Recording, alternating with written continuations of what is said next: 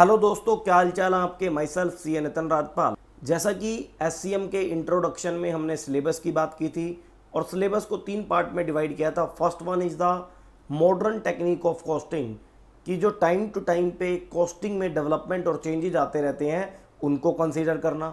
Second था decision making and existing costing technique, marginal, standard, budget, इस तरह की बातें हम करेंगे सेकंड पार्ट में। और थर्ड हमारा था दोस्तों ऑपरेशन रिसर्च। ऑपरेशन रिसर्च का मतलब जिसके अंदर हम स्टैटिक्स टेक्निक का यूज करके, मैथमेटिक्स टेक्निक का यूज करके अपने कॉस्टिंग को मिनिमाइज करेंगे, अपनी कॉस्ट को मैनेज करेंगे। तो दोस्तों आज एससीएम के फर्स्ट लेक्चर में हम अपना जो थर्ड पार्ट है ऑपरेशन रिसर्च वाला, जिसकी छोटी सी झलक आपने ग्रुप 2 के ऑपरेशन मैनेजमेंट चैप्टर में भी देख रखी है, वहाँ पर भी आपने कोर्स में देख रखी है, लेकिन ये फाइनल लेवल है, यहाँ पर हमें डिटेल में पढ़ना है। इंट्रोडक्शन में मैंने आपको चैप्टर के बारे में बताया था, assignment, transportation, linear programming, learning curve, ये सारे हमने पर सीपीएम देखे थे। तो एक एक करके हमें यहाँ पर दोस्तों डिटेल में आपके साथ डिस्कस करना है। आज हम जो चैप्टर आपके साथ स्टार्ट कर रहे हैं उसका नाम है दोस्तों असाइनमेंट। लिखेंगे मेरे साथ। बहुत डिटेल में दोस्तों डिस्कस करना है कि असाइनमेंट क्या होता है, क्या इसके अंदर पढ़ना है। तो एक तो बात क्लियर है कि ये एक ऑपरेशन रिसर्च स्टैटिक्स टेक्निक है, जिसका यूज करके हम अपनी कॉस्टिंग को मिनिमाइज करेंगे, कॉस्टिंग को मैनेज करेंगे। मैनेजमेंट टेक्निक का यूज किया जाएगा अपनी कॉस्टिंग को मिनिमाइज करने के लिए, लेकिन कब, कैसे, किस सिचुएशन में, इसी बात के लिए हमें इस चैप्टर को दोस्तों पढ़ना पड़ेगा। तो आइए दोस्तों इस असाइनमेंट टेक्निक के अंदर मैं आपको बता दूं सबसे पहला टॉपिक, क्योंकि मेरा जो पढ़ाने का तरीका है वो यही है, पहले each and every topic and concept discuss करना, फिर अपने एग्जाम्पल और अपने क्वेश्चन कराना, देन सीएमए इंस्टीट्यूट के स्टडी मटेरियल को कंप्लीट सॉल्व करवाना, जिससे कि बच्चे का कोई भी टॉपिक रह ना जाए और एग्जाम आपका अच्छे से कंप्लीट हो। सबसे पहले दोस्तों हम यहाँ पर डिस्कस करेंगे बेसिक। बेसिक का मतलब इस असाइनमेंट टेक्निक के बारे में अंडरस्टैंडिंग डेवलप करेंगे कि ये टेक्निक किस सिचुएशन में यूज होती है और इसका यूज करने से हमें क्या रिजल्ट मिलेगा, क्या आउटपुट होगा, उसकी बात होगी। जब ये बेसिक टॉपिक दोस्तों ख़त्म हो जाएगा तो दूसरा पॉइंट हम आपके साथ डिस्कस करेंगे दोस्तों। दूसरा पॉइंट हम आपके साथ डिस्कस करेंगे जिसका नाम होगा मिनिमाइजेशन प्रॉब्लम।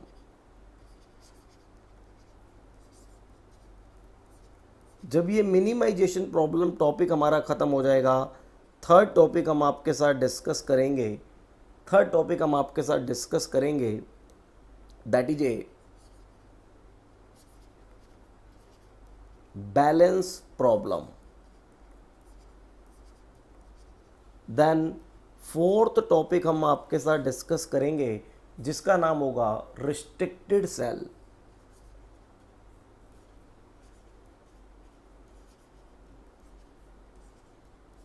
जब ये रिस्ट्रिक्टेड सेल टॉपिक हमारा ख़त्म हो जाएगा तो फिफ्थ टॉपिक हम आपके साथ डिस्कस करेंगे मैक्सिमाइजेशन प्रॉब्लम। बाकी इन मेन टॉपिक के अंदर सब हेडिंग जितने भी होंगे वो टाइम टू टाइम डिस्कस करते रहेंगे, समझते रहेंगे, और जिस दिन हमारा ये चैप्टर ख़त्म होगा आप देखेंगे इंस्टीट्यूट का एक एक क्वेश्चन हमने सोल्व कर लिया होगा, past year examination, each and everything, बाजार में जितने क्वेश्चन हैं, ईच एंड एवरी लेवल को हम कवर करके दोस्तों यहाँ पर चलेंगे। तो आइए दोस्तों असाइनमेंट के फर्स्ट टॉपिक से स्टार्ट करते हैं, बेसिक। जैसा कि आपको पता है कि असाइनमेंट एक स्टैटिक्स टेक्निक है, तो स्टैटिक्स टेक्निक के अंदर हम क्या करेंगे, हमें कैसी इन्फॉर्मेशन दे रखी होंगी, तो वो एक बार मैं बैकग्राउंड आपका क्लियर कर देता हूँ। तो दोस्तों होता क्या है, कोई मान लो कंपनी है या कोई फैक्ट्री है जिसके अंदर एक से ज़्यादा काम है और एक से ज़्यादा वर्कर है। सभी वर्कर सभी काम को कर सकते हैं, लेकिन काम को करने की जो कॉस्ट है वो डिफरेंट है दोस्तों।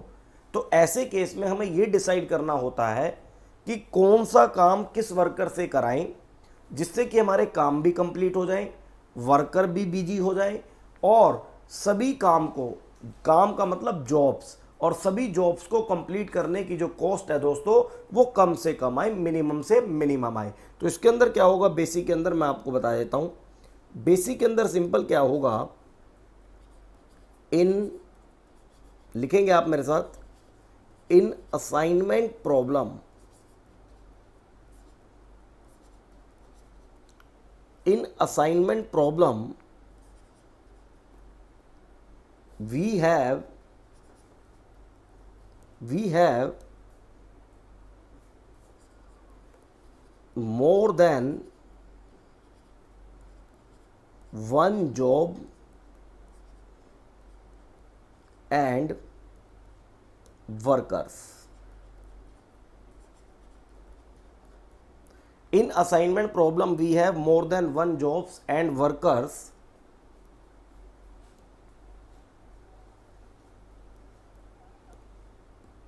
हमें असाइनमेंट प्रॉब्लम में एक से ज़्यादा वर्कर्स और एक से ज़्यादा जॉब दे रखी होंगी, and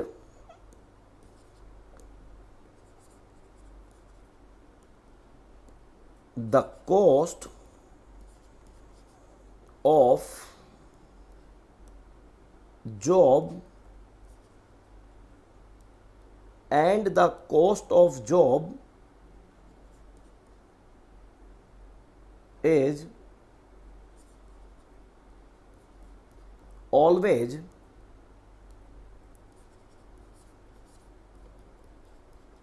different,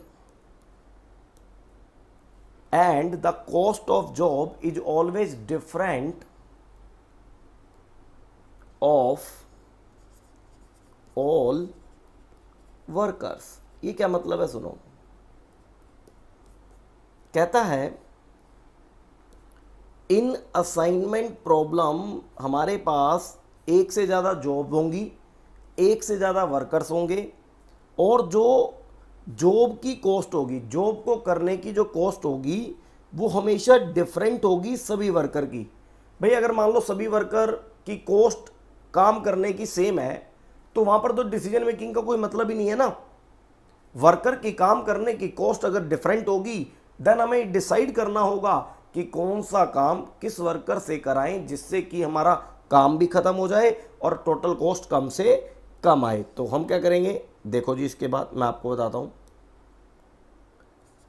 under assignment technique,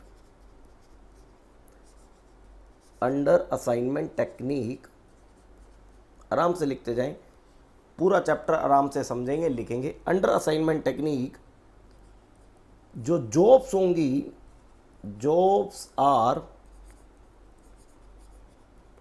allotted to workers, jobs worker को अलॉट की जाएंगी इन सच अ वे, इन सच अ वे so that the overall cost, the overall cost of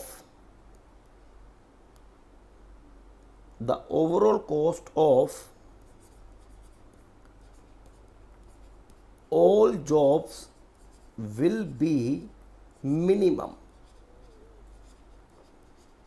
हम इस तरीके से जॉब्स का एलोकेशन वर्कर के बीच में करेंगे जिससे कि हमारी जो ओवरऑल कॉस्ट है वो कम से कम आए, ओवरऑल कॉस्ट कम से कम आए। अब ये कैसे होगा मैं आपको बताता हूं।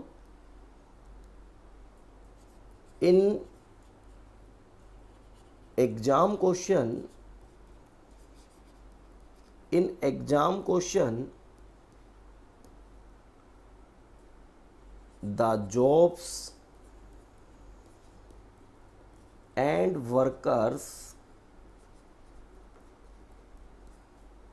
the jobs and workers are given in matrix form. अब ये मैट्रिक्स क्या होती है ये भी हमें समझना बड़े ध्यान से देखिएगा। सर ये जो मैट्रिक्स होती है ये हमेशा कॉम्बिनेशन होती है रो एंड कॉलम। मैट्रिक्स हमेशा combination of row and columns. ठीक है, रो एंड कॉलम के कॉम्बिनेशन को मैट्रिक्स कहते हैं, और किस तरीके से हमें प्रॉब्लम दी हुई होगी वो मैं आपके साथ दोस्तों डिस्कस कर लेता हूँ। ये देखिएगा, जैसे रो और कॉलम से मिलके मैट्रिक्स बनने जा रही है। जैसे कि मान लो 3 रो हैं, फर्स्ट रो, सेकंड रो, ये हो गया रो 1, ये हो गया रो 2, जो हॉरिजेंटल है दैट इज ये रो है, ये होगी रो 3, और ये जो वर्टिकल है ये कॉलम है। 3 ही कॉलम है, मान लो C1, C2, C3। तो रो और कॉलम से मिलकर बनती है दोस्तों मैट्रिक्स, और रो और कॉलम के बाद जो बॉक्स बन के आता है, बॉक्स, उसे हम कहते हैं सेल, और इसे डिनोट करते हैं C11, इसे C12, C13। C11 का मतलब ये फर्स्ट रो और फर्स्ट कॉलम है, C12 का मतलब फर्स्ट रो सेकंड कॉलम, ऐसे C21 होगा, C22 होगा, C23 होगा, लिखेंगे टेंशन ना लें। फिर C होगा 31, आप भी बताएं, फिर C होगा 32, फिर होगा C33। इस तरीके से ये एक मैट्रिक्स बन गई। अब क्या होगा मैं आपको बताता हूँ। इसे हम डिनोट करते हैं CIJ। CIJ, C का मतलब होता है, मैं आपको दिखाता हूँ here, C equal to cell, cell, और I का मतलब है रो, नंबर ऑफ रो, ठीक है ना, नंबर ऑफ रो, और J का मतलब है नंबर ऑफ कॉलम।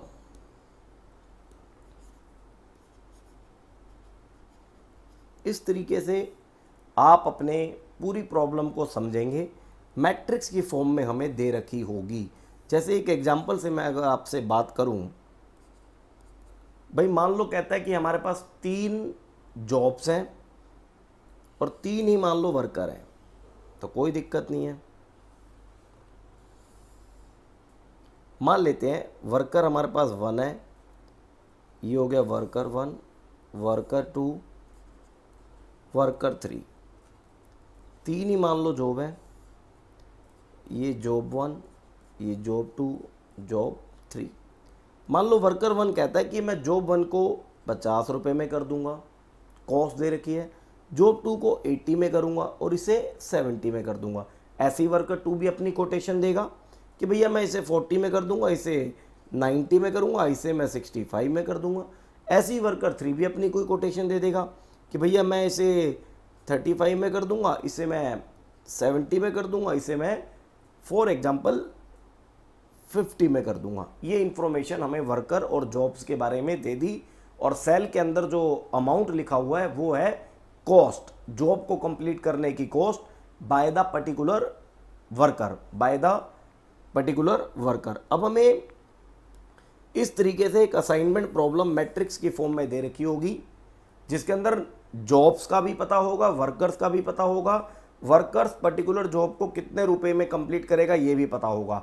अब हमें फाइनली सीखना क्या है, हमें ये सीखना है कि कौन सी जॉब किस वर्कर को एलोकेट की जाए जिससे कि सारी जॉब भी कंप्लीट हो जाए, वर्कर भी बिजी हो जाए, और लगने वाली कॉस्ट हमारी कम से कम आए, लगने वाली कॉस्ट हमारी कम से कम आए।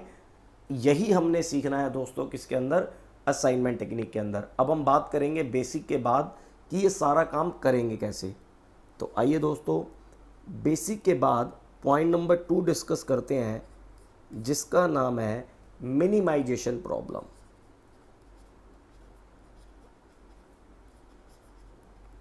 मिनिमाइजेशन प्रॉब्लम, मिनिमाइजेशन प्रॉब्लम का मतलब होता है कि हमारे क्वेश्चन में जो भी इंफॉर्मेशन दे रखी है उसको हम इस तरीके से सॉल्व करेंगे जिससे कि रिजल्ट मिनिमम से मिनिमम आए। जैसे minimisation problem, the objective of such problem is always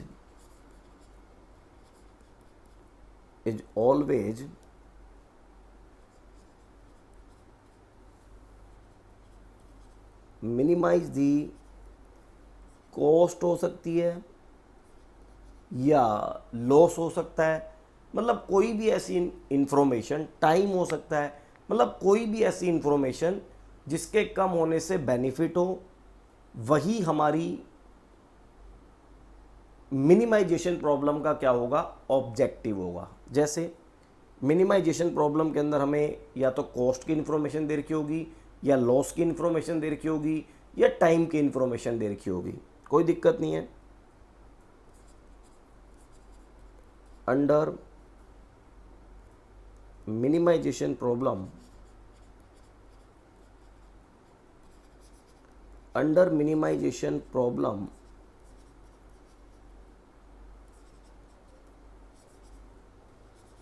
we are given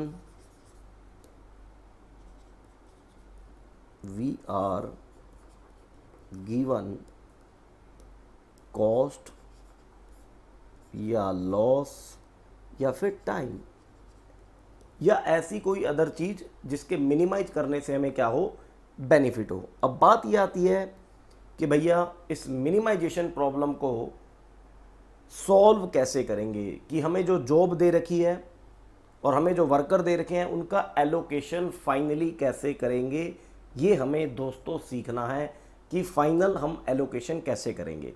तो मैं आपको बताता हूं, देखिएगा, किसी भी मिनिमाइजेशन प्रॉब्लम को असाइनमेंट टेक्निक से सॉल्व करते समय ये बात हमेशा ध्यान रखना कि क्या क्या स्टेप फॉलो करने हैं और वो स्टेप किस सिचुएशन में फॉलो होंगे। तो मैं बताता हूं, बहुत सिंपल सी बात है। यहां पर लिखेंगे स्टेप्स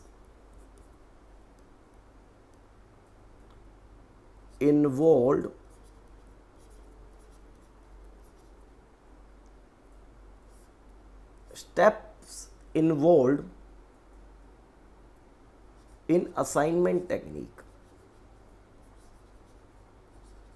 क्या स्टेप है मैं आपको दिखा देता हूं आराम से, बिल्कुल एक एक स्टेप को अप्लाई भी करेंगे और समझेंगे भी। देखिएगा, steps involve in assignment technique, क्या क्या हम करते जाएं जिससे कि जो जॉब्स हैं और जो वर्कर हैं, जॉब्स का वर्कर के बीच में एलोकेशन भी हो जाए और हमारी कॉस्ट मिनिमम से मिनिमम आए। तो दोस्तों टोटल इसके अंदर 4 स्टेप हैं और वो 4 स्टेप कौन से हैं मैं एक एक करके आपके सामने डिस्कस करता हूं। स्टेप 1 दोस्तों, स्टेप 1 है सबसे पहले रो ऑपरेशन। रो ऑपरेशन, ये रो ऑपरेशन क्या है जी, आराम से बिल्कुल समझेंगे, लिखेंगे, फिर एग्जाम्पल पे अप्लाई करके देन आगे बढ़ेंगे। अब हम क्या कर रहे हैं, वो जो नंबर ऑफ जॉब्स और नंबर ऑफ वर्कर दे रखे हैं उनके ऊपर असाइनमेंट टेक्निक अप्लाई करके, उसके ऊपर असाइनमेंट टेक्निक के स्टेप अप्लाई करके एलोकेशन सीखने जा रहे हैं। और एक बात और, ये टेक्निक जो असाइनमेंट टेक्निक है, एलोकेशन आपको प्रोवाइड करेगी, वो हमेशा बेस्ट एलोकेशन होगा अगर आप इसके स्टेप को फॉलो करते हैं। बेस्ट एलोकेशन का मतलब इसके अलावा आप कैसे भी जॉब का एलोकेशन करके देख लेना, आपकी कॉस्ट ज़्यादा से ज़्यादा आएगी। बस असाइनमेंट टेक्निक के अंदर जो एलोकेशन आएगा उसके ऊपर जो कॉस्ट होगी वो हमेशा कम से कम होगी दोस्तों। अब ये रो ऑपरेशन क्या होगा, सुनो भाई, आपको क्वेश्चन में क्या होगा, रो भी दे रखे होंगे, मतलब जॉब्स और वर्कर दे रखे होंगे रो और कॉलम की फॉर्म में, और उससे रिलेटेड कॉस्ट आपको दे रखी होगी। तो रो ऑपरेशन क्या करेंगे, सबसे पहले जितनी भी आपके पास रो है, रो ऑपरेशन में आप क्या करेंगे, हर रो में से मिनिमम वैल्यू सिलेक्ट करेंगे और उसी रो में से उसे माइनस कर देंगे। देखो रो ऑपरेशन में क्या करना है, पहले लिख लो फिर उसको एग्जांपल पे अप्लाई कर लेंगे। अंडर रो ऑपरेशन पहले लिखेंगे ज़रूर, क्योंकि एग्ज़ाम टाइम में जो आप लिखते हैं आज वही चीज़ें आपके साथ रहती हैं। बताई हुई चीज़ें, बोली हुई चीज़ें की लाइफ बहुत कम होती है, लेकिन लिखी हुई चीज़ों की लाइफ हमेशा ज़्यादा होती है। तो आप लिखेंगे मेरे साथ, under row operation, under row operation we select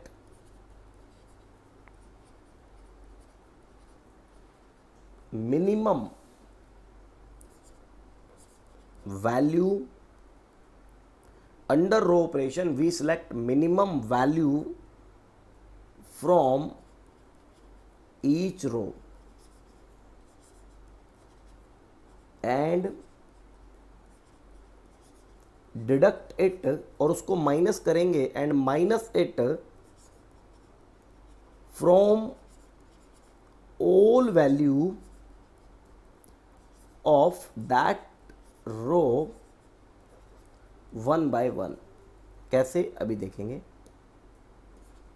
one by one आप क्या करेंगे, हर रो में से एक मिनिमम वैल्यू उठाई और उसको माइनस कर दिया। कंप्लीट पूरी की पूरी एंटायर रो में से उसको क्या कर दिया, माइनस कर दिया। और ये काम, ये जो रो ऑपरेशन है, इसको आप रिपीट करेंगे, रिपीट ये row operation till last row. जितनी भी रो हैं सभी के ऊपर ये आप रो ऑपरेशन अप्लाई करेंगे। क्या करना है, एक रो में से मिनिमम वैल्यू पिक करनी है, उसको माइनस कर देना है एंटायर रो की वैल्यू में से। आओ एक एग्जाम्पल के साथ आपको मैं समझाता हूँ, और इस एग्जाम्पल के ऊपर ही आपको चीज़ें भी दिखाता हूँ। एक एग्जाम्पल मैं आपको नोट कराता हूँ, देखिएगा। एक सेकेंड दोस्तों, एक एग्जाम्पल हम ले लेते हैं जो आपको हेल्प भी करे। ये देखिएगा, हमारे पास मान लो एक मैट्रिक्स दे रखी है, ठीक है जी, लिख लेता हूँ मैं, फिगर भी आपको नोट डाउन करा देता हूँ। उसके अंदर मान लो 3 रो हैं, 3 ही मान लो कॉलम है, ठीक है जी। अब इसके बाद यहाँ पर मान लो हमें जॉब या वर्कर जो भी दे रखे हैं, ठीक है। यहाँ पर हमें जो वर्कर हैं और यहाँ पर हमें जॉब्स हैं। ये 1 हो गया, ये 2 हो गया, ये 3, job 1, job 2, job 3, worker 1, worker 2, worker 3। Costing मान लो 100 है, 85 है, 70 है, 50 है, 70 है। ये पहले आप नोट कर ले, फिर देन करते हैं। यहाँ पर भी 110 है, ये 120 है और ये 130 है। तो ठीक है जी, ये मैंने एग्जाम्पल यहाँ से नोट डाउन कर लिया, आप भी इसको नोट डाउन करें। अब ये इन्फॉर्मेशन एक एग्जाम्पल में गिवन है कि वर्कर जॉब को कंप्लीट करेंगे एट डिफरेंट कॉस्ट। अब मुझे क्या करना है, स्टेप 1 इसके ऊपर अप्लाई करना है दोस्तों, जिसका नाम है रो ऑपरेशन। और बहुत सारी चीज़ें भी हम आगे पढ़ेंगे। बैलेंस प्रॉब्लम क्या होती है, अनबैलेंस प्रॉब्लम क्या होती है, रिस्ट्रिक्टेड सेल क्या होता है, बहुत सारी बातें हैं। वो टाइम लगेगा, 2 से 3 क्लास में ये चैप्टर कंप्लीट होगा। आज इसकी फर्स्ट क्लास है, तो इसको आराम आराम से पढ़ते जाएं और चीज़ों को नोट डाउन भी करते जाएं। अब इसके बाद रो ऑपरेशन में मैंने क्या सिखाया, रो ऑपरेशन में मैंने ये सिखाया कि हर रो में से मिनिमम वैल्यू को पिक करना है और एंटायर रो में से उसे माइनस कर देना है। तो देखिएगा, रो ऑपरेशन आप खुद करें भाई। फर्स्ट रो में से मिनिमम वैल्यू क्या है, 70। तो 100 में से 70 जाएगा तो क्या आएगा भाई, 30। सेकंड में 85 में से 70 जाएगा तो क्या आएगा, 15। और यहाँ पर 0, 70 में से 70 गई 0। इसके बाद मिनिमम क्या है, 50 है, तो 50 में से 50 0। देन उसके बाद 70 में से 50 20, इसके बाद 110 में से 50 गया 60। तो इस तरीके से आप देख सकते हैं भाई, थर्ड में मिनिमम क्या है 120, 110 वाली जगह 0, और 120 में से 110 तो 10 रह जाएगा यहाँ पर, और 130 में से अगर 120 आप माइनस करेंगे 110 तो यहाँ पर आएगा 20। तो this is the row operation. Row operation क्या है, बहुत सिंपल एग्जाम्पल आपके सामने है। रो ऑपरेशन कहता है हर रो में से मिनिमम वैल्यू पिक करो और एंटायर रो की सभी वैल्यू में से क्या कर दो, माइनस कर दो। चलो जी, रो ऑपरेशन आपने सीख लिया। अब इसके बाद स्टेप 2 क्या है जी, स्टेप 2 का नाम है कॉलम ऑपरेशन। कॉलम ऑपरेशन, जिस तरीके से आपने रो का ऑपरेशन किया इस तरीके से कॉलम ऑपरेशन बोलेंगे। इसे कॉलम रिडक्शन या रो रिडक्शन भी बोलते हैं, या ऑपरेशन, बात एक ही है। टाइम टू टाइम पे जब चैप्टर कंप्लीट होगा हम सारी टर्म से, सारे कॉन्सेप्ट से डिटेल में डिस्कस करके अपने आप समझ लेंगे। अब कॉलम ऑपरेशन क्या, सिंपल। रो ऑपरेशन करने के बाद हमारे पास जो मैट्रिक्स आएगी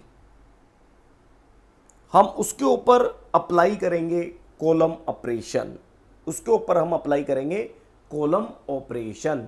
ठीक है जी, हम उसके ऊपर अप्लाई कर देंगे, कोई दिक्कत नहीं है। तो कॉलम ऑपरेशन सबसे पहले ये अप्लाई होगा, कैसे होगा बात की बात है। अप्लाई होगा किसके ऊपर, अप्लाई ऑन मैट्रिक्स जो आई है हमारे पास आफ्टर रो ऑपरेशन। पहली बात क्लियर है। रो ऑपरेशन करने के बाद जो मैट्रिक्स आपके पास आई है दैट इज ये वाली मैट्रिक्स, ये जो आप देख रहे हैं दोस्तों, इस मैट्रिक्स के ऊपर आपको कॉलम ऑपरेशन अप्लाई करना है। सर कॉलम ऑपरेशन अप्लाई कैसे करना है, यस सेम रो ऑपरेशन की तरह हर कॉलम में से मिनिमम वैल्यू को पिक करना है और उसको सभी कॉलम की वैल्यू में से माइनस कर देना है। तो हम क्या करेंगे, we select minimum value from each column, ठीक है ना, एंड माइनस इट बोलो या डिडक्टेड बोलो, बात एक ही है। एंड डिडक्टेड, भाई देखो मैं पहले से भी टाइप करके रख सकता हूं, लेकिन मेरा मानना है कि जब तक आप खुद नहीं लिखेंगे तब तक आपको बिल्कुल भी चीज़ें समझ नहीं आएंगी। और लास्ट टाइम में रिवीजन तभी असाइन होता है जब आप सारी चीज़ें खुद अपनी कॉपी पे लिखते हैं, नोट्स बनाते हैं। We select minimum value from each row and deduct it from all value of that column। और ये काम आप तब तक करते रहेंगे जब तक लास्ट कॉलम ना आ जाए। Repeat column operation, repeat column operation till last column. ठीक है जी। अब इसके बाद हम देखते हैं ये कॉलम ऑपरेशन कैसे होगा। देखिएगा मैट्रिक्स जो रो ऑपरेशन के बाद आई है उसके ऊपर हम चलते हैं कॉलम ऑपरेशन अप्लाई करने। ये देखिएगा ये वाली मैट्रिक्स थी हमारे पास। यस, पहला कॉलम में मिनिमम क्या है, 0 को पर्टिकुलर कॉलम की सारी वैल्यू में से माइनस करेंगे, रिजल्ट क्या होगा, सेम होगा। सेम का मतलब 30 0 0, तो हम लिख दें 30 0 0। यहाँ पर भी 30 as it is, 0 as it is, 0 as it is, कोई दिक्कत नहीं है। अब इसके बाद सेकंड वाले में मिनिमम है 10। मैं फिर भी आपको देख लेता हूँ कॉलम ऑपरेशन, आप मेरे साथ देखेंगे। सेकंड वाले में मिनिमम है 10, तो 15 में से 10 माइनस करें, यहाँ पर 5 आ जाएगा जी। 20 में से 10 आ जाएगा, यहाँ पर आ जाएगा 0। इसके बाद लास्ट में 0 में से 0 को सब में से माइनस करेंगे, रिजल्ट सेम होगा। 0 60 20, 0 60 20, 0 60 20, ये हो गया जी 0 60 20 एज इट इज सेम। ये हो गया जी कॉलम ऑपरेशन। ये क्या हो गया? Column operation. कॉलम ऑपरेशन का मतलब, पहली बात, कॉलम ऑपरेशन हम अप्लाई करेंगे ऐसी मैट्रिक्स पे जो रो ऑपरेशन के बाद आएगी। करेंगे कैसे? हर कॉलम में से मिनिमम वैल्यू को पिक करना है और उसको एंटायर पर्टिकुलर कॉलम की ऑल वैल्यू में से क्या कर देना है? डिडक्ट कर देना है। अब इसके बाद जो मैट्रिक्स आएगी ये है matrix after column operation, that is A reduced matrix बोलते हैं, रिड्यूस्ड मैट्रिक्स। चलो जी, 2 स्टेप आपने सीख लिए। अब इसके बाद स्टेप 3।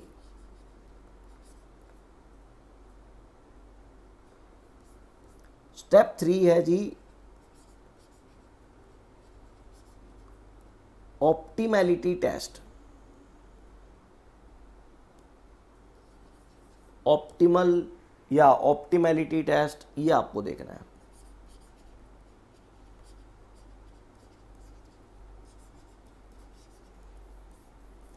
ऑप्टिमैलिटी टेस्ट का क्या मतलब है, ये आपको थोड़ा सा समझना पड़ेगा। पहले बार मैं मैट्रिक्स जो आई उसे लिख लेता हूँ 30 5 0, 30 5 0। पहले मैं लिख लेता हूँ 0 10 60, 0 10 60, 0 0 20, ठीक है ना, 0 0 20। अब ये ऑप्टिमैलिटी टेस्ट क्या है? अब मेरी बात सुने, आपने रो ऑपरेशन किया, आपने कॉलम ऑपरेशन किया। अब स्टेप 3 में हम ये चेक करेंगे कि ये जो मैट्रिक्स आफ्टर कॉलम ऑपरेशन आई है, क्या ये फाइनल असाइनमेंट करने के लिए, क्या ये फाइनल जॉब का एलोकेशन करने के लिए ऑप्टिमम है भी या नहीं भी। अब ऑप्टिमम हो भी सकती है, ऑप्टिमम नहीं भी हो सकती। ये पता कैसे लगेगा वो भी देखेंगे। आप ऐसे समझें कि किसी पेशेंट का डॉक्टर ने ऑपरेशन करना है, लेकिन डॉक्टर तब तक ऑपरेशन नहीं करता जब तक पेशेंट ऑपरेशन करने के लायक ना हो। भाई उसका ब्लड चेक करता है, ब्लड पूरा है या नहीं है। तो दैट इज ए, हमने इस स्टेप नंबर 3 में क्या करना है? ऑप्टिमैलिटी टेस्ट करना है। ऑप्टिमैलिटी टेस्ट का मतलब, क्या जो रो ऑपरेशन के बाद मैट्रिक्स आई है, क्या जो row operation and column operation के बाद मैट्रिक्स आई है, वो फाइनल जॉब का एलोकेशन करने के लिए, फाइनल असाइनमेंट करने के लिए ऑप्टिमम है या नहीं है। अब इसका रिजल्ट या तो ऑप्टिमम होगा तो हम स्टेप 4 पे चले जाएंगे, फाइनल असाइनमेंट। और अगर ऑप्टिमम नहीं होगा तो इसे ऑप्टिमम बनाएंगे। वो कैसे बनाते हैं वो बात की बात है।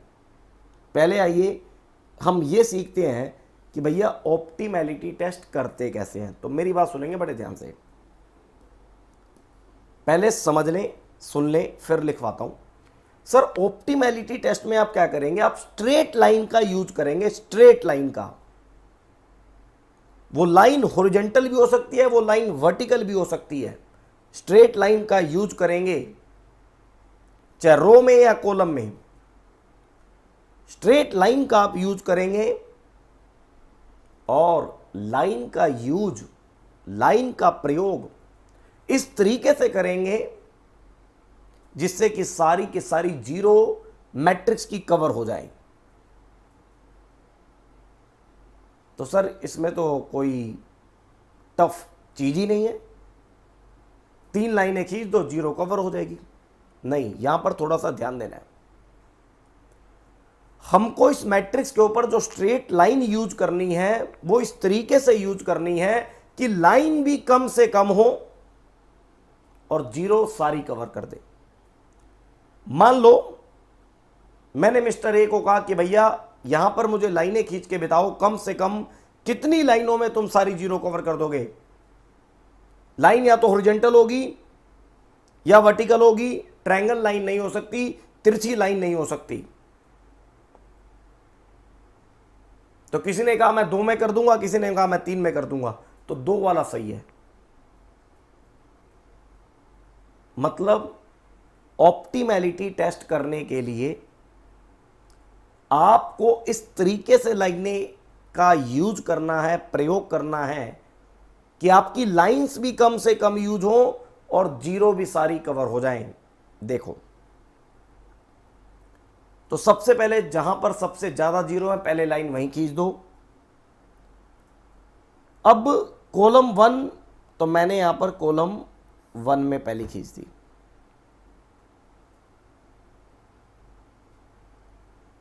क्या कोई रास्ता है कि इस मैट्रिक्स की सारी जीरो को कवर करने के लिए आप 2 लाइन का प्रयोग करें? इम्पॉसिबल है।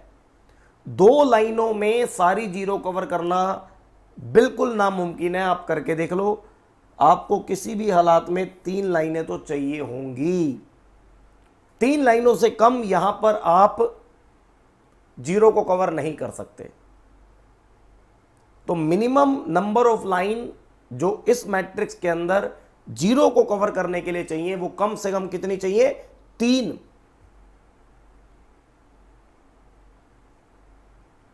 अब ऑप्टिमैलिटी टेस्ट में आपको क्या करना है? आपको स्ट्रेट लाइन का यूज करना है सारी जीरो को कवर करने के लिए, और वो स्ट्रेट लाइन कम से कम होनी चाहिए। लिखेंगे आप मेरे साथ, आप मेरे साथ लिखेंगे, देखिएगा। पहले आप लिख ले, यहां पर 3 से कम में नहीं हो सकता। Use straight line.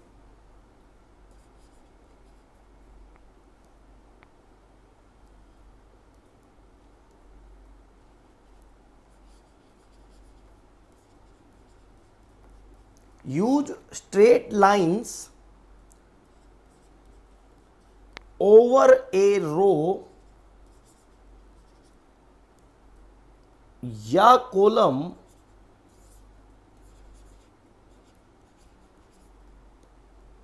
To cover maximum zero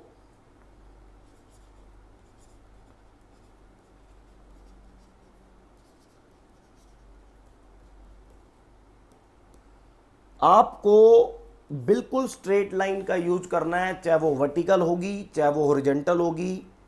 रो के ऊपर और कॉलम के ऊपर मैक्सिमम जीरो को कवर करती हुई स्ट्रेट लाइंस का यूज करना है। इसके बाद आपको कवर करना है ऑल जीरोस। ठीक है, आपको कवर करना है all zeros of the reduce matrix. Reduce matrix का मतलब ऐसी मैट्रिक्स जो कॉलम ऑपरेशन के बाद आई है। ऑफ दी, लिख लो फिर समझते हैं, reduce matrix. Cover all zeros of the reduce matrix bye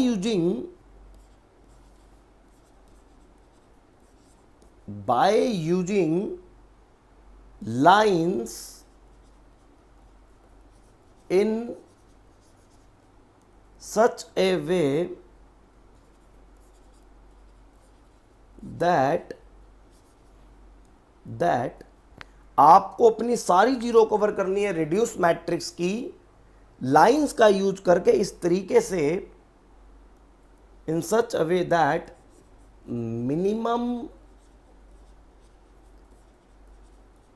lines, minimum number of lines will used, minimum number of lines, minimum number of lines will be used। आपको भैया इस तरीके से सारी जीरो को कवर भी कर देना है और कम से कम लाइनों का प्रयोग करना है, कम से कम लाइनों का यूज करना है। जैसे इस मैट्रिक्स के अंदर आप कितना भी कम से कम कर लें, 3 लाइनों से कम में आप कवर नहीं कर सकते, तो 3 ही लाइनों में कवर होगा, 2 में कवर नहीं हो सकती है जीरो, क्योंकि जो लाइन होगी, जो स्ट्रेट लाइन होगी, या तो वो हॉरिजॉन्टल होगी या वर्टिकल होगी। ठीक है, अब इसके बाद ये मैट्रिक्स जो हमें दे रखी है, जहां पर 3 जॉब है, 3 वर्कर हैं, एक वर्ड होता है जिसका नाम होता है matrix order. Matrix order, matrix order का मतलब ये 3x3 का ऑर्डर है। 3x3 का मतलब इस मैट्रिक्स में 3 रो है और 3 कॉलम है। अब इसके बाद आपने मिनिमम नंबर ऑफ लाइन, अब वो नंबर ऑफ लाइन कितनी है, मेरे इस एग्जांपल में 3 लाइन है, 3। फिर आपको ये करने के बाद चेक करना होगा कि क्या वो जो मिनिमम नंबर ऑफ लाइन है जो आपने यूज करी है वो इक्वल है नंबर ऑफ रो है कॉलम के। जैसे 3 लाइनें खींची और 3 ही रो हैं, अगर यस तो दैट मीन्स आपकी जो ये मैट्रिक्स है ये ऑप्टिमम है, आप स्टेप नंबर 4 पे जा सकते हैं। और आपकी जो लाइनें आपने ड्रॉ की हैं, जो मिनिमम नंबर ऑफ लाइन आपने ली हैं, अगर मान लो जैसे मैट्रिक्स के अंदर 3 कॉलम है, 3 रो है, मतलब 3 का ऑर्डर है और 2 लाइनों में ही सारी जीरो कवर हो जाती, तो number of line less than matrix order है, तो दैट मीन्स ये मैट्रिक्स ऑप्टिमम नहीं है, इसे इंप्रूव किया जाएगा। इंप्रूव कैसे किया जाएगा बात की बात है, लेकिन ये लाइनें खींचने के बाद आप कंपेयर करेंगे, हम कंपेयर करेंगे। ठीक है जी, स्ट्रेट लाइनें खींचने के बाद we compare.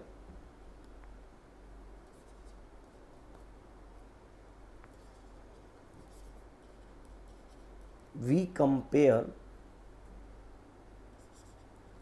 number of lines with matrix order, with matrix order। Matrix order का मतलब जहां पर 3 रो 3 कॉलम है, 3 का ऑर्डर है। देखो लाइंस मैट्रिक्स के ऑर्डर से कभी ज्यादा नहीं हो सकती भाई, सीधी सीधी भी 4 खींचोगे तब भी 4, अगर रो 4 कॉलम है तो 4 से ज्यादा लाइन तो नहीं हो सकती ना, कम हो सकती हैं। We compare number of lines with matrix order. Number A, if number of lines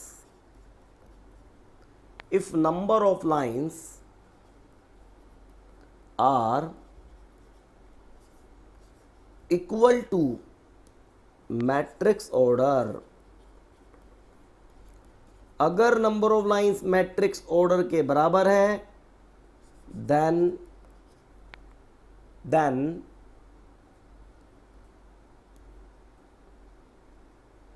matrix, then reduce matrix जो कॉलम ऑपरेशन के बाद आई है, then reduce matrix is optimum and ready for final assignment. और ये फाइनल असाइनमेंट के लिए बिल्कुल तैयार है स्टेप नंबर 4 के लिए। अब आप कहोगे सर ये number of line matrix order के इक्वल तो मैं हमेशा ही बना दूंगा। नहीं, आपको ऑप्टिमैलिटी टेस्ट के अंदर जीरो को कवर करने के लिए ये कोशिश करनी है कि कम से कम लाइनों का यूज करके सारी जीरो कवर करें, देन उसके बाद नंबर ऑफ लाइंस को फिर मैट्रिक्स ऑर्डर से कंपेयर करें। अगर कम से कम लाइन यूज करने के बाद भी वो number of line matrix order के बराबर आ रही है तो दैट मीन्स वो ऑप्टिमम है। जैसे हमारे एग्जांपल में 3 लाइन से कम आप कवर नहीं कर सकते सभी जीरो को, तो वहां पर फाइनल असाइनमेंट के लिए ऑप्टिमम है। लेकिन ज्यादा तो नहीं हो सकती लाइन, लेकिन कम हो सकती हैं। If number of lines are less than अगर नंबर ऑफ लाइंस कम है मैट्रिक्स ऑर्डर से, मैट्रिक्स ऑर्डर का मतलब रो और कॉलम की काउंटिंग,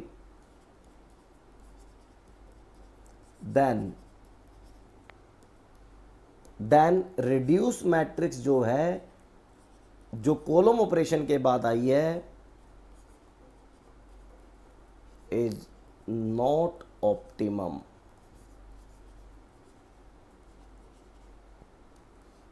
इज नॉट ऑप्टिमम का मतलब that is improvement is required, improvement will required, ठीक है ना। इसका मतलब यहां पर इंप्रूवमेंट की जरूरत है। फाइनल असाइनमेंट पे जाने से पहले उसके अंदर कुछ हम चेंजेस करेंगे, कुछ इंप्रूवमेंट करेंगे, उसे फाइनल असाइनमेंट और ऑप्टिमम बनाएंगे, फाइनल असाइनमेंट के लिए रेडी करेंगे, ऑप्टिमम बनाएंगे, तभी जाके हम स्टेप 4 पे जाएंगे। तो स्टेप 4 में हम तभी जाएंगे जब number of lines matrix order के बराबर होंगी, और वो नंबर ऑफ लाइंस इस तरीके से खींची जाएंगी कि कम से कम लाइनों का प्रयोग करके सारी की सारी जीरो कवर की जाएं। जैसा कि हमारे इस एग्जाम्पल में मैट्रिक्स ऑर्डर भी 3 का है और लाइंस भी 3 की है। अब हम चलते हैं अपने स्टेप 4 पे। अच्छा, अगर ये लाइंस कम होंगी तो कैसे इंप्रूवमेंट करते हैं वो अभी पढ़ाना बाकी है, आप टेंशन ना लें, 3 क्लासें लगेंगी, ये अभी फर्स्ट क्लास है। स्टेप 4 आएगा फाइनल असाइनमेंट। लेकिन जो मैट्रिक्स ऑप्टिमैलिटी टेस्ट में ऑप्टिमम निकल आएगी वो स्टेप 4 फाइनल असाइनमेंट में आ जाएगी। अब फाइनल असाइनमेंट करते कैसे हैं ये आपको समझना है, फाइनल असाइनमेंट करते कैसे हैं ये आपको बड़े ध्यान से समझना है। तो जो भी मैट्रिक्स पहले ऑप्टिमम हुई है उसको एज इट इज लिख ले भाई। क्या है जी, 30 0 0 लिख लेता हूं मैं, 30 0 0, ठीक है। इसके बाद जो फिगर है उसे भी लिख लेते हैं, एक बार आप भी नोट कर लें, 5 10 0 5 10 0, ओके 5 10 0। फिर फाइनल असाइनमेंट भी सिखाएंगे। 5 10 0 के बाद 0 60 20 0 60 20 0 60 20। अब मुझे करना है जी फाइनल असाइनमेंट। अब फाइनल असाइनमेंट कैसे करते हैं पहले मेरी बात सुन लें। आप जब फाइनल असाइनमेंट करने जाएंगे आप स्टार्ट करेंगे रो से, start from first row final assignment करना शुरू करें। जैसे कि आपने पहली रो में देखा एक ही जीरो है वहां पर, तो आप उस पर्टिकुलर सेल पे जॉब एलोकेट कर देंगे। जैसे यहां पर एक ही जीरो है तो मैंने यहां पर बॉक्स बनाया, जॉब एलोकेट कर दी। इसका मतलब यह है कि वर्कर 1 जॉब 3 के लिए सिलेक्ट हो चुका है। अब अगर इस रो में एक से ज्यादा जीरो होती तो मैं उसे होल्ड पे कर देता, बेटा अभी तो रुक जा, क्योंकि एक से ज्यादा जीरो होने का मतलब है वो वर्कर 2 काम विदाउट एनी एक्स्ट्रा कॉस्ट कर सकता है। लेकिन अगर कोई पर्सन एक ही काम विदाउट एनी एक्स्ट्रा कॉस्ट कर सकता है तो हम उसको सबसे पहले वही एलोकेट कर देंगे। तो स्टार्ट फ्रॉम फर्स्ट रो, अगर किसी रो में पहली रो में एक जीरो है तो अलॉटमेंट वहीं पर कर दो, एक से ज्यादा है तो होल्ड करके सेकंड रो में आ जाओ। फिर सेकंड रो में चेक करो एक जीरो है या एक से ज्यादा है, एक है तो अलॉटमेंट उसी समय, एक से ज्यादा जीरो है तो अभी होल्ड पे रख दो। और इसके बाद जहां पर एक जीरो होगी वहां पर अलॉटमेंट होगी। अब अलॉटमेंट होते ही उस रो और कॉलम में जितनी भी कोरस्पॉन्डिंग फिगर है उस सबको कट कर दो, बाकी सारी जीरो कट कर दो। जैसे इस जीरो में, इस जीरो के कोरस्पॉन्डिंग इस रो में कोई भी जीरो नहीं है, छोड़ दो। 60 20 यहां भी कोई जीरो नहीं है, छोड़ दो, तो कट करने की जरूरत नहीं। सेकंड रो में आओ, सेकंड में भी एक ही है, सेकंड में भी एक ही है, ये फिर अलॉट कर दो। अब इसके कोरस्पॉन्डिंग ये कट हो जाएगी, यहां पे कुछ नहीं है। थर्ड में फिर एक है, ये अलॉट हो गई। कहने का मतलब फाइनल असाइनमेंट कैसे होगा, पहले आप रो से स्टार्ट करेंगे। अब जैसे मेरे यहां तो 3 जॉब एलोकेट होगी, अगर ये रो खत्म हो जाता फिर कॉलम से स्टार्ट करते। सिंपल सा एक ही तरीका है फाइनल असाइनमेंट का, रो से स्टार्ट कर लेना, चेक करना रो में एक जीरो है या एक से ज्यादा है। एक है तो अलॉटमेंट तुरंत कर दो, एक से ज्यादा है तो होल्ड पे डालो। लॉजिक ये है, एक से ज्यादा जीरो होने का मतलब है कि वो पर्टिकुलर वर्कर 2 जॉब को विदाउट एनी एक्स्ट्रा कॉस्ट कर सकता है, यह आपको देखना है। रो होने के बाद फिर कोई जॉब एलोकेट होनी बची है तो कॉलम से स्टार्ट कर दो। इस तरीके से आपको करते रहना है और लास्ट में आके आपकी जॉब एलोकेट हो जाएगी। जैसे हमारे यहां पर worker 1, worker 2, worker 3। Sir worker 1 को जॉब 3 मिली है, वर्कर 2 को जॉब 1 मिली है, वर्कर 3 को जॉब 2 मिली है। और ओरिजिनल मैट्रिक्स में जो फिगर थी, ओरिजिनल मैट्रिक्स में जो फिगर थी उसको वहां से उठा लो, आप अपनी कॉपी भी देख सकते हैं। ओरिजिनल मैट्रिक्स में जो फिगर थी, worker 1 job 3 70, worker 2 job 1 50, worker 3 job 2 कितना, जॉब 2 हाँ 120। अब तीनों की तीनों वर्कर भी बिजी, और कॉस्टिंग जब आप इसका टोटल करेंगे तो 120 120 240, टोटल कॉस्ट 240। इसके अलावा आप कुछ भी कर लें, इसके अलावा आप कुछ भी कर लें, आप इससे कम कॉस्ट नहीं ला सकते। 240 मिनिमम है, इससे कम आप नहीं ला सकते। लेकिन ये सारा हुआ कैसे, तो लिखो जी, इस बात को लिख लें, ये फाइनल असाइनमेंट हुआ कैसे। तो लिखेंगे मेरे साथ, स्टार्ट फ्रॉम फर्स्ट रो। ये हम क्या लिख रहे हैं, फाइनल असाइनमेंट लिख रहे हैं। अगर वहां पर एक ही जीरो है, if there is a single zero, अगर वहां पर एक ही जीरो है, देन असाइन द जॉब।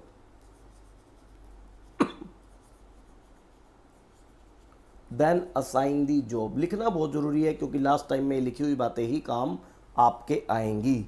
अब एक जीरो है, आपने जॉब को असाइन कर दिया, and assign the job at that cell. ठीक है जी, मैंने वहां पर उसे उस सेल को असाइन कर दिया जी। कैसे असाइन किया, बाय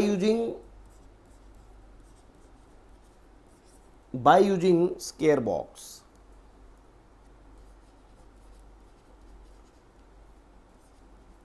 ठीक है ना, इस तरीके से आपने बनाया था अभी ऊपर। तो इस तरीके से आप उसको पर्टिकुलर सेल को जॉब क्या कर देंगे, एलोकेट कर देंगे। ठीक है जी, एलोकेट कर देंगे। लेकिन अगर जीरो एक से ज्यादा है, अगर जीरो एक से ज्यादा है,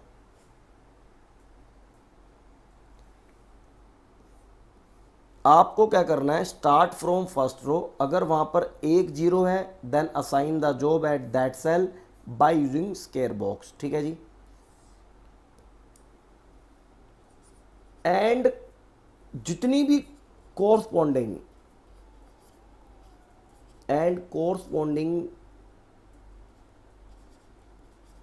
zeros of row and column, जितनी भी कोरस्पॉन्डिंग जीरो होंगी, उस जॉब अलॉटमेंट के कोरस्पॉन्डिंग जितनी भी जीरो होंगी, वो सारी की सारी आप कैंसिल करेंगे, आर कैंसल्ड, जैसे हमने करी थी सेकंड अलॉटमेंट के बाद। लेकिन इफ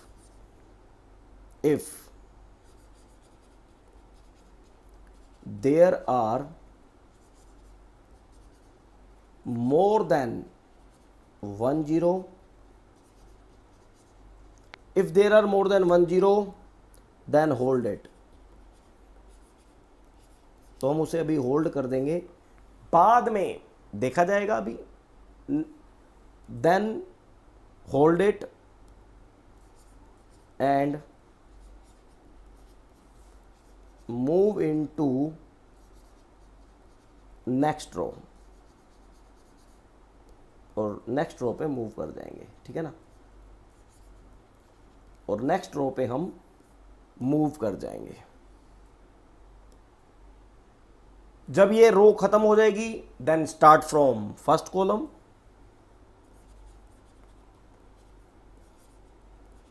when rows are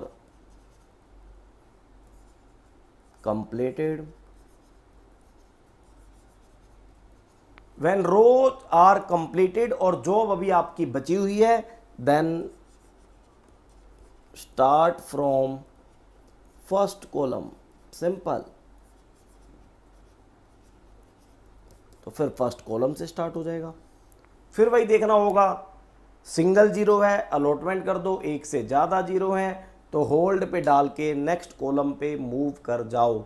जब आप सारी रो को 1 बाय 1, सारे कॉलम को 1 बाय 1 करेंगे, आपकी सारी की सारी जॉब एलोकेट हो जाएंगी, सारी की सारी जॉब आपकी एलोकेट हो जाएंगी। तो दोस्तों हमने अभी तक क्या पढ़ा? हमने पढ़ा असाइनमेंट टेक्निक को अप्लाई करने के लिए 4 स्टेप होंगे। Step 1 row operation, step 2 column operation, step 3 optimality test, step 4 final assignment. लेकिन एक बात बहुत सिंपल है कि ये 4 जो स्टेप हैं असाइनमेंट टेक्निक के, ये सिंपल वे में मैंने आपको बता दिए।